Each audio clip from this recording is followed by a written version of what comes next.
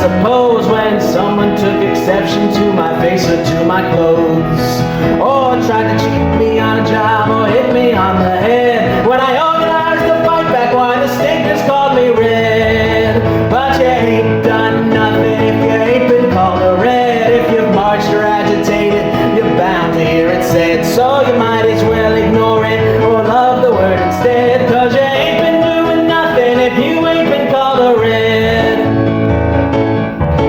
When I was living on my own, one apartment that I had a lousy, rotten landlord, let me tell you, he was bad.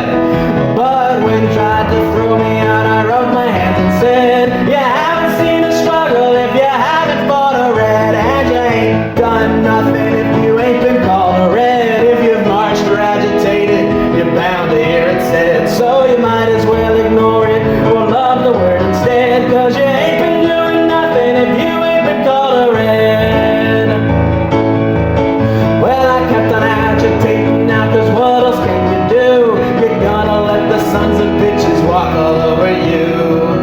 My friend said you'll get fired hanging with that commie mob. I should be so lucky, buddy, I ain't got a job. Well, you ain't done nothing if you ain't been called a red. If you've marched or agitated, then you're bound to hear it said. So you might as well ignore it or love the word instead, 'cause you ain't been doing nothing if you ain't been called a red.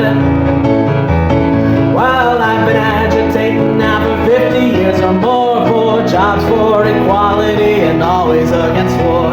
And I'll keep on agitating as far as I can see. And if that's what being red is, then that's good enough for me. 'Cause you ain't done nothing if you ain't been called a red. If you've marched or agitated, then you're bound to hear it said. So you might as well ignore it or love the word instead, 'cause you ain't been